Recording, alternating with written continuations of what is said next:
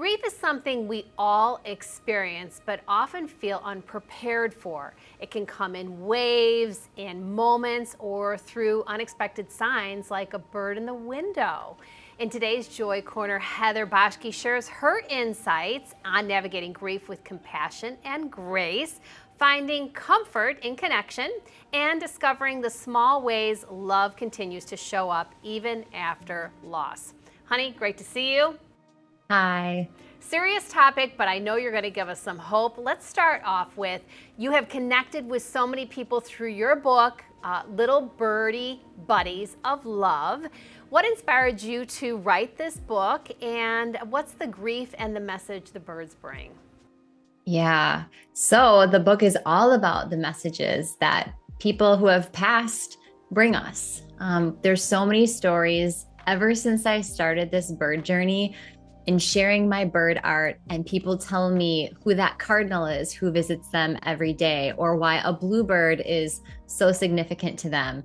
And then, of course, there is that saying, when a cardinal appears, an angel is near. And the idea for this book came after I had a friend and neighbor who, for the past 9 years, had battled stomach cancer. And she passed in April. I came home from her wake. And it's like the idea for this book and the words just kind of flew, no pun intended, flew right through me.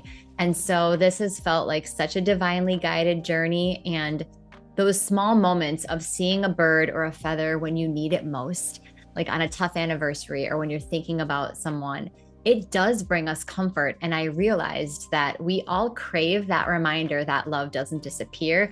It just changes form. Yeah, I mean, grief can look and feel different for people. What have you learned about the many ways that people process loss? I've learned that there is no timeline. There is no right way to grieve. You know, some people cry, some people stay busy, some people talk about their loved one constantly while others can't say their name for months. All of it is normal. You know, grief is very personal, and it's also a reflection of how deeply we've loved.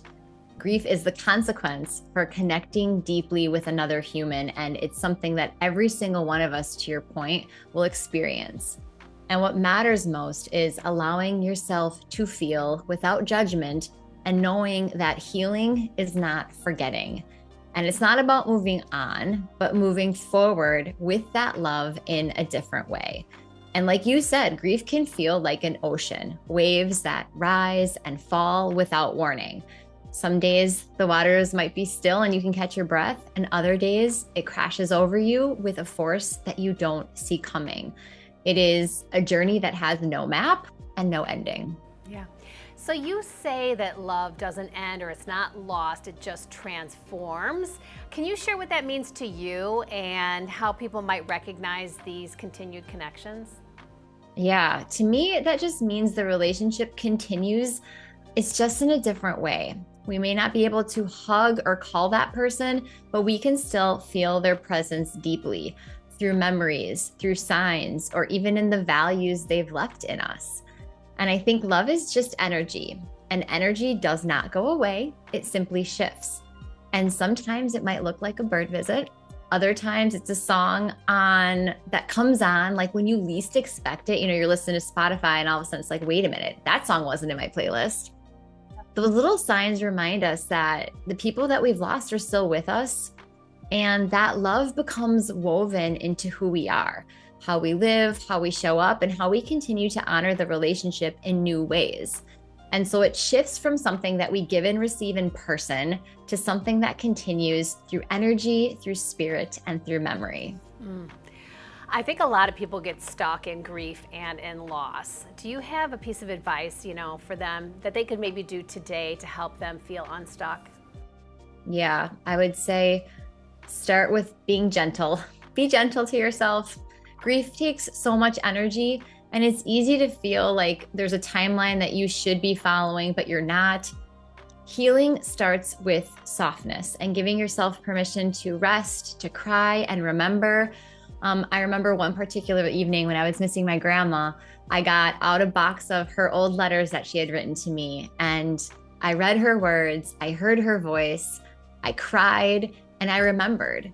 And small acts of remembrance can create space for comfort to come in. And nature itself is healing. It holds space for us without judgment.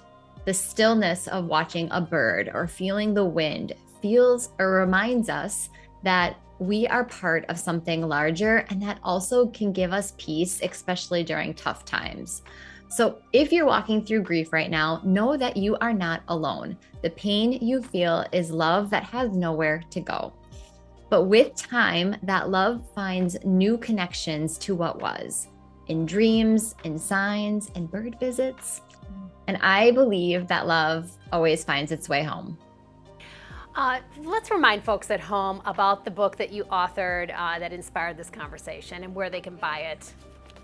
Yes, it's called Little Birdie Buddies of Love. When feathers find us, so do memories.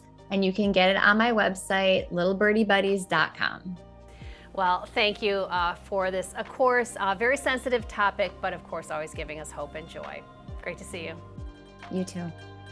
Grief is a personal journey, as Heather says. Be patient, be kind to yourself, and look for those special signs.